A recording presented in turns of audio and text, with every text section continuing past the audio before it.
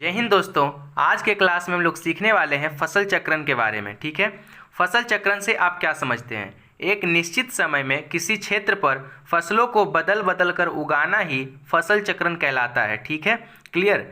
तो एक ही खेत पर एक निश्चित समय के बाद बदल बदल कर जब हम फसल उगाते हैं तो इसे फसल चक्रण कहा जाता है। ठीक है, फसल चक्रण मृदा संरक्षण में सहायक होता है।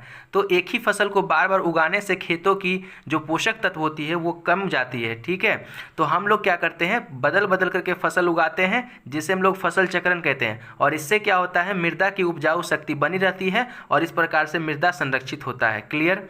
ठीक है, जैसे एक एग्जाम्पल से समझिए, जब हम किसी खेत में आलू, मकई, चावल, गेहूं इत्यादि उगाते हैं तो इससे मृदा की पोषण तत्व में कमी आ जाती है।